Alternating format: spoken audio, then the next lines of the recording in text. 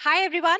I'm Dr. Sagneet Kaur. I am leading the Behavioral Insights team within Morningstar, and we are a group of researchers, social scientists, simulators, developers, etc. We have come together to do original research and thought leadership into the area of investor biases, investor behavior, advising, retirement sufficiency, and many more things. We generally study the pain points and the gray areas of research.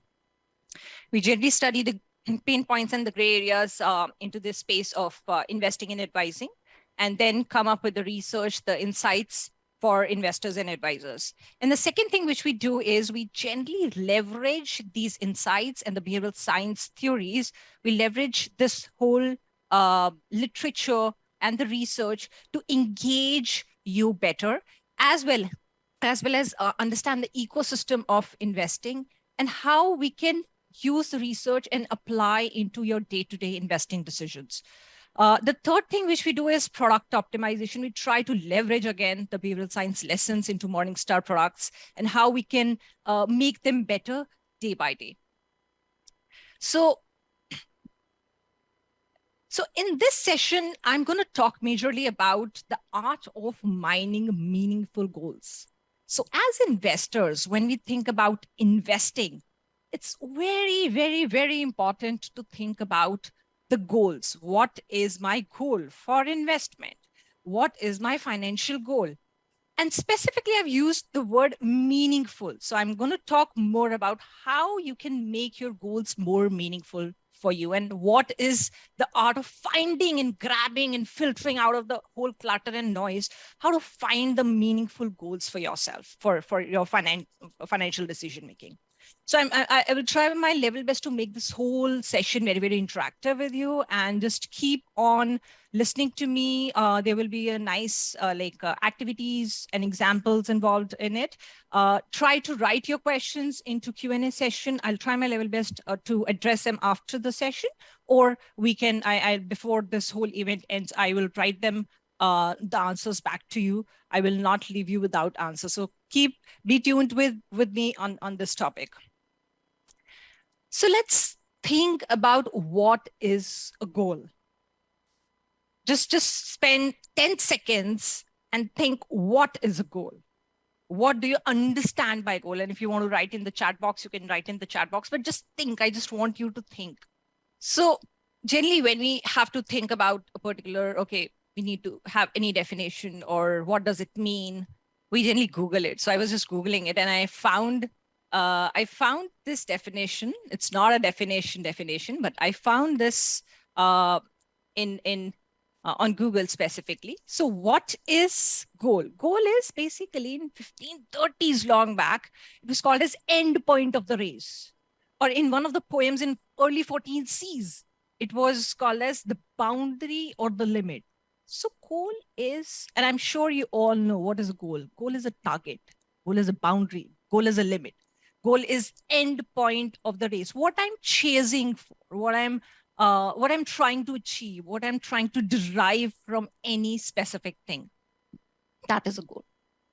So let's take, and I'm sure you all know, when we think about goal setting, so we need to set SMART goals. And what are SMART goals? SMART goals are specific, they are measurable, they are achievable, they should be realistic, and they should be timely. That's dirt simple. That's very, very simple. Nothing new. And this is what I'm going to talk about.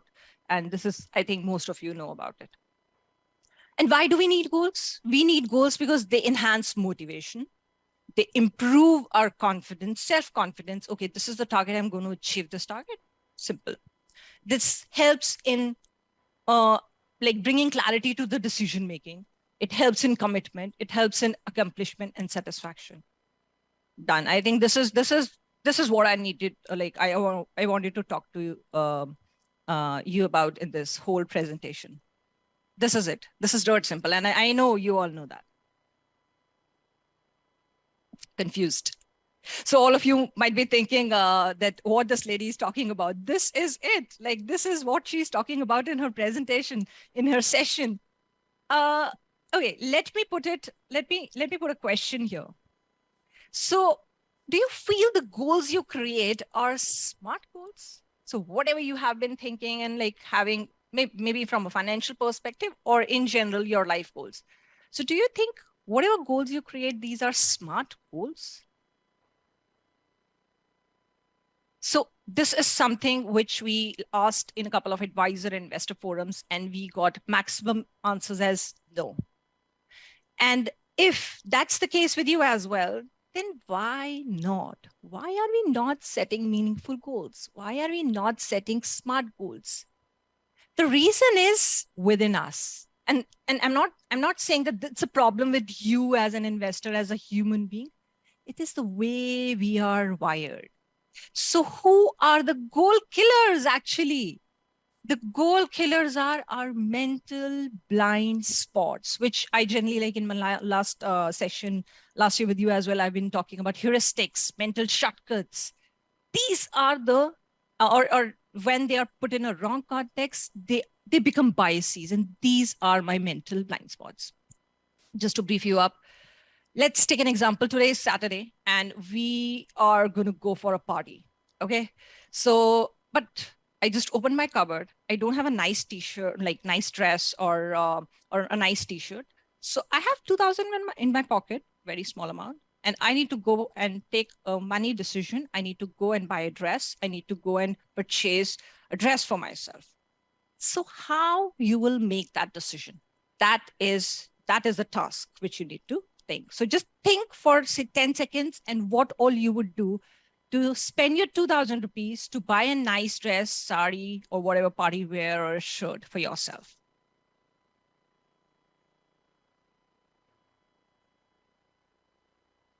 Okay. So when this question was asked in a couple of forums, we got like broadly these four or five answers, which like I've like brought it together. So generally we take decision based on past experience. So I got this dress, the last one from a brand or a shop. So I just generally go back to, because my past experience was good. I go back and I purchase the same thing or like something similar from the same store or same shop or same brand. That is past experience. It's very easy for me to take a decision to buy a dress then. Gut feeling. I go to a shop, I just try it out, and I just see myself in the mirror. It's looking really great. Or I just ask my significant other, like, or somebody who has accompanied me to come with, like my friend, my husband. I'll ask, is it looking good? So gut feeling or intuition. I follow others. So I go to market. I just see some people standing over there and just seeing buying a lot of things. So I just go pop up there and buy something which is like which I think other people are buying. So that is why it might be good. So let's buy from that. Or price is a quality, price versus quality. So if the price is high, the quality is good. So I just go and see which is the highest price thing. I just come back and perceive that the quality of this product would be good. But now change the context. Now bring investing into the decision making. You have to buy a particular investment vehicle or buy a stock, or you have to invest in something. Just think, just think that if I show you a share certificate and say, this is it, you have to take right now, look at it and take a decision that you are going to buy it. This is not the way you would be doing. This is a poor guide. At looking at the share certificate, you won't be able to like decide whether this is right or wrong. Past performance, generally past performance, and Himanshu has just talked about it. Past performance is a bit leading factor, but it is not the complete factor. Generally, past performance misleads you. So whatever has worked, I invested in something long back, it worked. I'm not sure whether it will work right now or no. When people are saying, buy this, buy this, buy this, it's a time to watch out, to just pause and watch out rather than like jumping and like buying that investment. Or higher price. So when the price goes higher, the probability of you or the opportunity for you to be gaining profits, it depletes, it goes down. So what is happening? So whatever was working in one decision-making scenario, it's not working right now. Because investing is really, really crazy. It's not about numbers. It's much, much beyond that. And investing biases is just the small shortcuts, heuristics, techniques, tips which you used in one decision making. session where we were buying a shirt, if I'm applying that into a wrong context, so investing is a wrong context, I can't do that, then it becomes Pisces. And why that happens? That happens because there is no problem in you as investors. Our minds are wired like this, as I said. So we have one brain and two minds. One is system one, one is system two. System one is always running fast, fast, fast. It's very desperate to take decisions. It's always at default. So any problem situation comes. So when I had to buy a shirt, system one came along with the battalion, along with the support of the heuristics, which were past experience, following others, price, etc. So everybody came, I will solve your problem. The problem is solved. However, when we went into the situation of the context of investing, system one again came into the picture. System one came and said, okay, I'll solve your problem. So past experience, following others, price, they were not really working well in that specific context. So what we needed system two, which is more like deliberate, process oriented, research oriented, intellect oriented, where they need to, like, it moves a little slow, because you can see in the picture also it's moving behind. It's slow and steady, and it wants to like think about all the different scenarios which are there, this ratio, that ratio, fundamental risk, etc. Everything it will interpret, explore and interpret, and then take a decision. So in the case of investing, we actually should have like pushed the system one back and pulled the system two to take decisions based on research. So these biases, they generally are like pushing our ability, pushing back our ability, or negatively related to making sound investment decisions, remaining calm during market corrections, and focusing on long-term goals. I will not talk about investments in specific, because we are talking about goals here rather than investments. But it was very important for me to mention the concept of biases, because biases has another major impact on our investment decision making and our goal setting specifically. So setting meaningful goals. I'll brief you of with a couple of examples. So there are so many biases around there of confidence, availability, present, mental, herd mentality, and this whole gamut you could see, which I won't be able to like explain right now in this session. But I'll give you some examples of it. So for an example, overconfidence bias. And I'm thinking about goal setting. So if I think by the end of next 1 year, or by the end of this year, we are in the beginning of the year, I want to be a millionaire. If that's my goal. And I'm not thinking about the resources. I can be a millionaire after 1 year. But right now, I'm not thinking about the resources, what I have. I'm not thinking about what is my net worth, what is my goal, how can I like do that magic and become a millionaire after 1 year. So we have to be a little bit realistic, but our overconfidence bias comes into the picture, which is generally thinking that my skill set, my talents are more than enough to take decisions. And whatever I do, I am capable of taking the right decisions. So overconfidence bias actually takes you away from the right and the meaningful goals. Availability bias. So it's focusing readily on the available information and making judgments about it. For an example, I recently attended a housewarming party. Now my goal has become to buy a house. This is availability bias. I'm not thinking about like, do I really need a house? Would that satisfy one of my needs, my internal needs, or no? But just I am thinking about, because my friend has bought a house, now I'm going to buy a house. That is availability bias. Present bias. So just think that you're standing on a railway track, and the railway track goes narrower. So I generally call as present bias as just thinking about the present, thinking about the near future, thinking about what is here. And generally, it's a psychological distance. So in behavioral science, we call present bias as an outcome of psychological distance. What does it mean? It means that the more we go farther, the less clarity we would have. We would not be able to interpret and see how far, like, if, for example, if I'm thinking about retirement, which is say 30 years from now for me, then it's very unclear, it's vague, it's fuzzy. However, if I talk about my near-term goals, which is, okay, I need to be doing this, I want to go for a vacation, I need to buy a car, this is very, very vivid. This is very, very clear. So present bias actually stops you thinking about the long-term goals, what is far from here in your life term.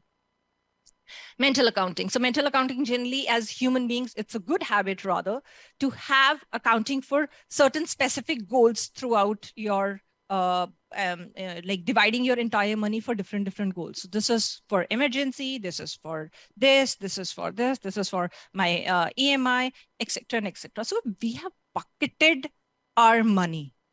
But mental accounting bias, it goes negatively affecting your goal setting behavior is when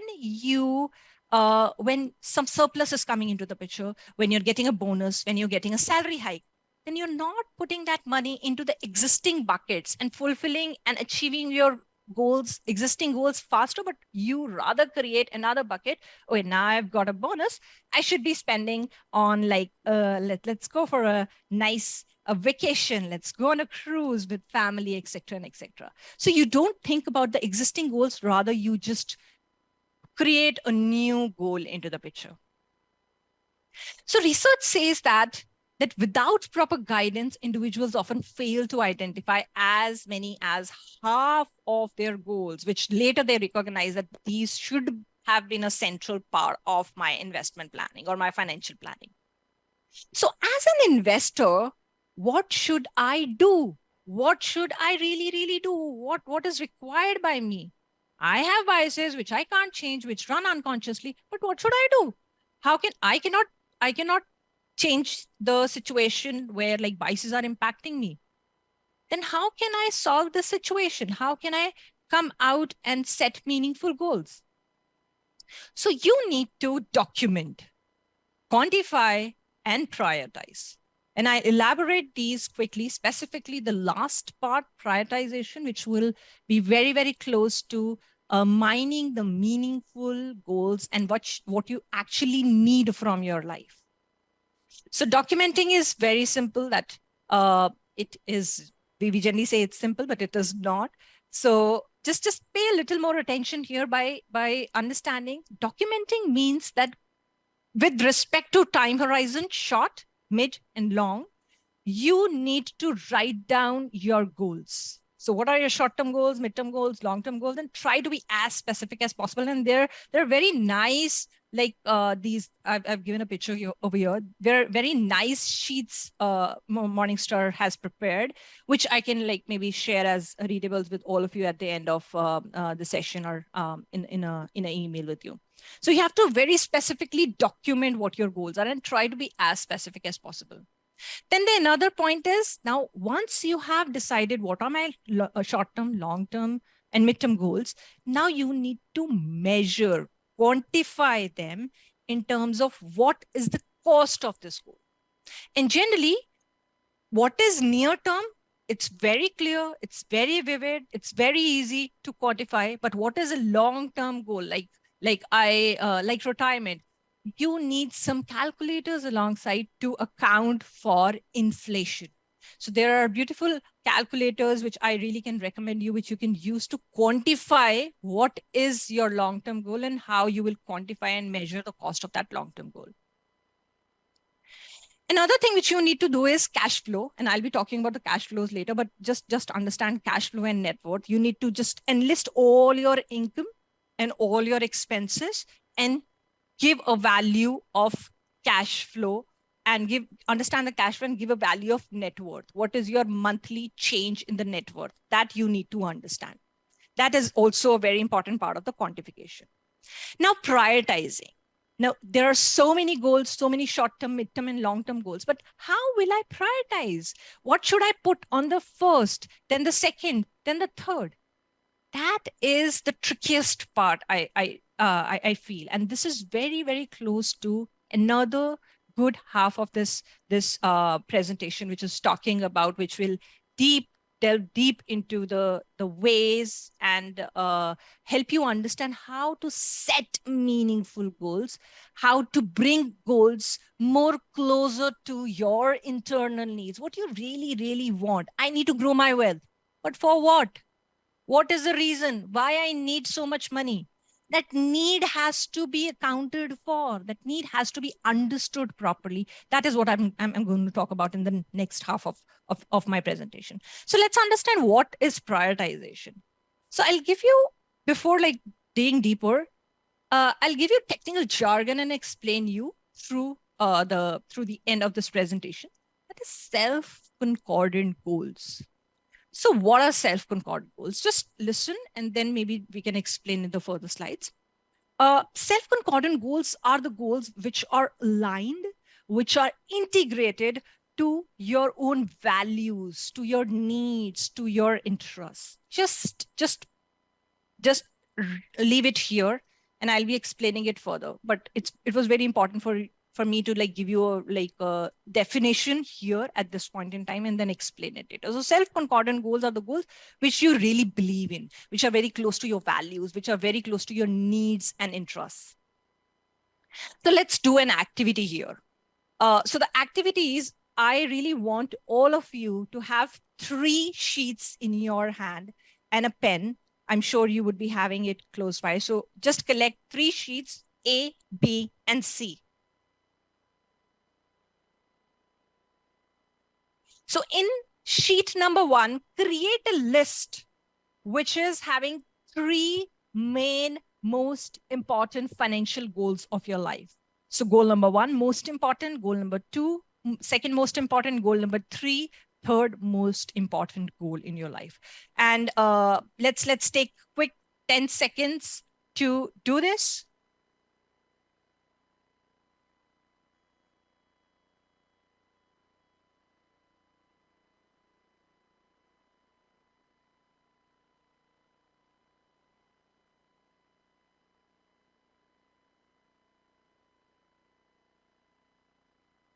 Team, the poll is not required here. Can you close the poll, please?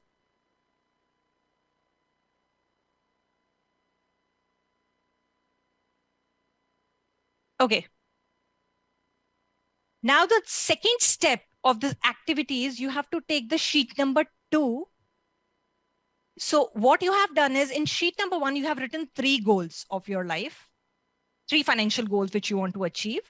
And in the second sheet, which is the list B, I would want you to take a look at these 17 items, 17 goals, and just pick any top 3 out of it and write it in the list number B, the second sheet.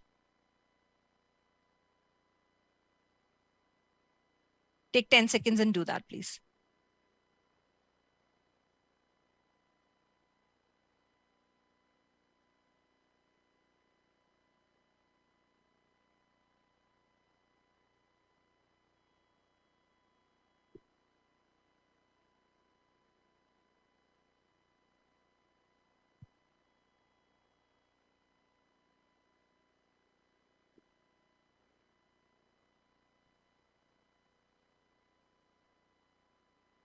Are we done with this?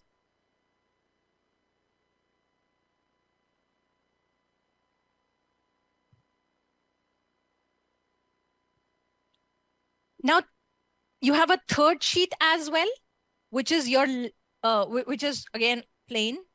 Now, what I want you to do is, I want you to create a list C. So you have list A, where you had written your 3 financial goals on your own. Then there was a list B, where I wanted you to pick 3 goals from this list. And then there's a list C, where I want you to just enlist 3 goals out of the 6 which are there. So list A has 3, list B has 3, and now C is, out of those 6 goals, just pick 3 goals and order them as most important to the third most important. So most important, second most important, and third most important goal. Let's take 10 more seconds here. So there are 6 goals, 3 in list A, 3 in list B, and you have to use those 6 goals and curate a list of top 3 goals.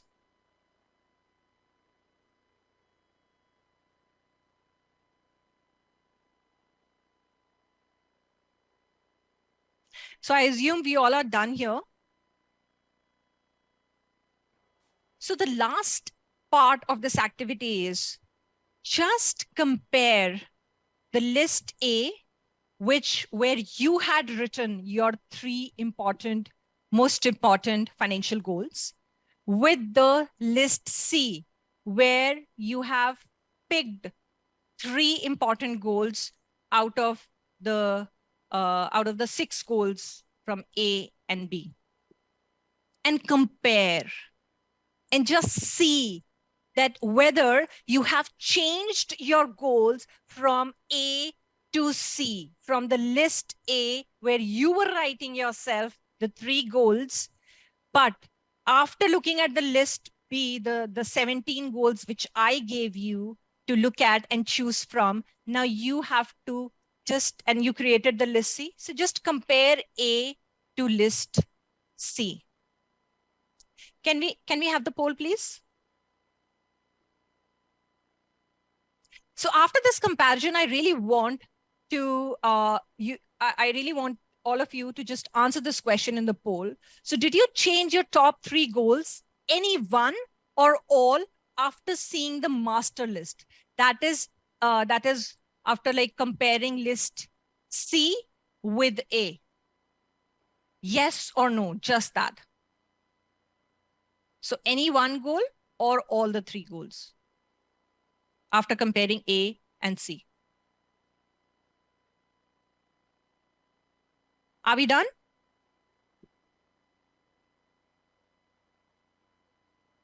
Okay, can we have the answers, please?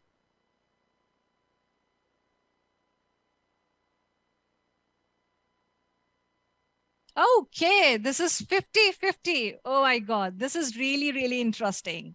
This is really, really interesting, to be honest. Exactly 50-50.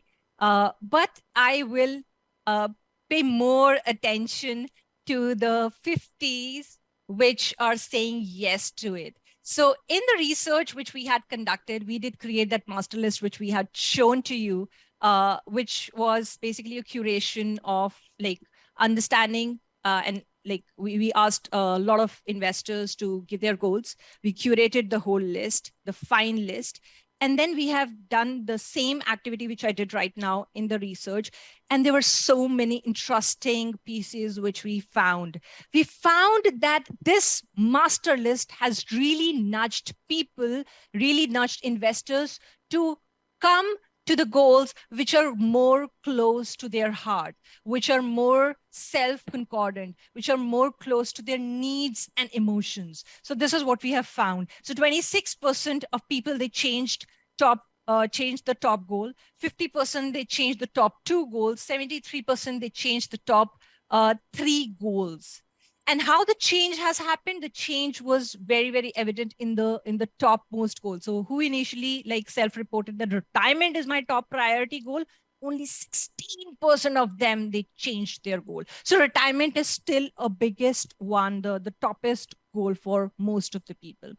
27% of the people, they became more I would say more specific in terms of what do they really want. So earlier when they were reporting and writing the goals as to grow wealth, but now they are moving towards more specific goals, which are encapsulated in their motivations, such as like achieving financial security or increasing social status. In other ways, they were becoming more emotionally, the goals which they chose in the list C, they were more emotionally oriented. So for example, from the goals like to feel secure about my finances now, people moved to the goals. They selected the goals where they were reporting to not be a financial burden to my family as I grow older. So this is more emotionally oriented. So what did we found? We found that many people seem to prioritize goals that were more personalized, more detailed, more emotionally grounded, and more specific. And this is very, very close to the concept of self concordant goals. That is, we are aligned, the goals which are aligned and integrated to myself, to my emotions, to my needs, to my values, to my interests. And research has found that people who pursue self concordant goals, they're more satisfied, more contented, more happier towards their goals, as well as the performance to reach their goals. But how will I find what aligns to my internal needs? I selected, the list nudged me, but how will I align to my internal needs? What will make me happy? What will make me motivated? What is my need? And how will I recognize it is the last bit of this presentation, where I'll talk about one framework which was internally developed by one of our previous ex-team members, Sarah Newcomb, which she beautifully defines and names it as our personal economy, or my psychological needs. So just be with me. There are just 3 slides which I will elaborate here. And you have to just see the series of what you have to do to understand that framework. So this is something which I've shown you before as well. So you need to map your income. You need to map your expenses. You need to have a net worth. So what is your income? Where this income is coming from, X, Y, Z. What are the resources from which this income is coming from? Is it coming from land? Is it coming from your job? Is it coming from your investments or your expenses? Then the second part is the expenses. So what are your expenses? On what all different sorts of items you spend money? That is your expenses. So you need to understand and account for your income and expenses. The second step to understand this personal economy framework and become more closer to your needs is why. Why is very important, and why linking why with income. Now, what you have already knew, but why you earn income and why you spend money, why you do expenses, that is another step which you need to do. So generally, just try, just be with me. It's a little tricky to understand, technical to understand. So income is generated through 3 types of assets, which is capital, which is labor, which is land. And it is tied, the assets are tied to your different sorts of resources. So physical resources, intellectual resources, social resources, etc. I'll give you an example. Generally, people think that that we are like my job is my asset. My land is asset. Yes, land is asset. So let's take an example of job. So my job is the asset, or my skill set is the asset. No, rather the labor you put in, that is you, is the asset. And your strengths, your traits, your talents, your experience, your education, your professional skills, these are your intellectual and emotional resources. So all these resources, they bind into three types of assets. And these are the only 3 types of assets which can provide income to anybody. So you need to think, okay, from where my income is coming and why my income is coming. It's coming because it's coming from labor. It's coming from me, myself. It's coming from my job. And it's coming because I have this education, I have this talent, I have this strength, etc. And on the other hand, if you think about expenses, so for an example, I need to buy a car. Car will satisfy my need of, say, physical need. I need to commute to my office. That is a physical need. I'm satisfying with it. But car also satisfy my emotional need. It's very, very important to understand that. So expenses are tied up to liabilities, your debt, your core physical maintenance.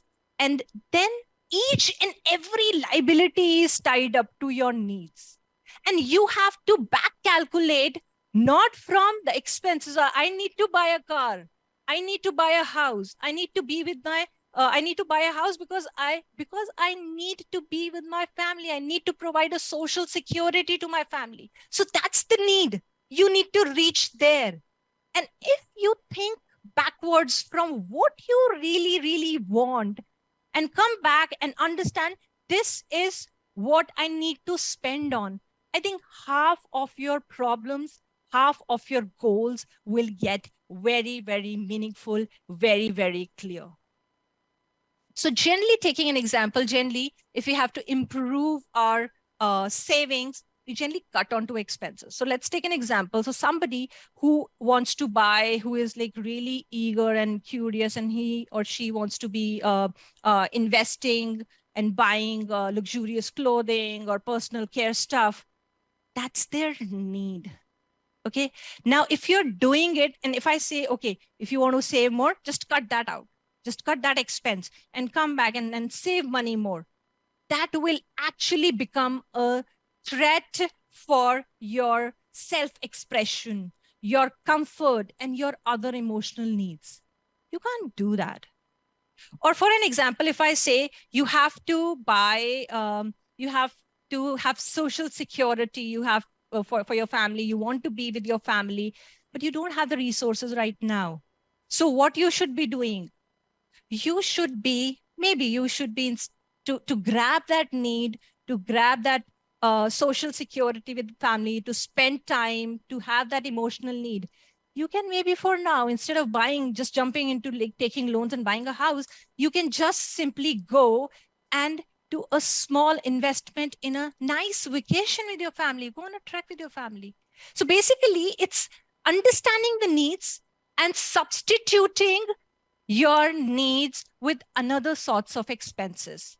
That is one important way of understanding your goals, understanding where you want to go, and in also understanding the path of achieving meaningful goals.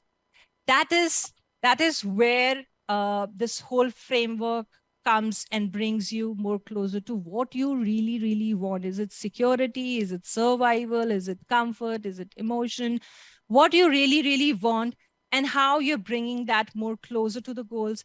And if that specific expense, that specific goal is right now unachievable, but you need to satisfy your needs, you can maybe spend something in something which is more achievable. And on the other hand, when we think about expenses, when we think about income, how I can generate more income, how I can leverage my land to generate income, how I can leverage my capital, which is just sitting in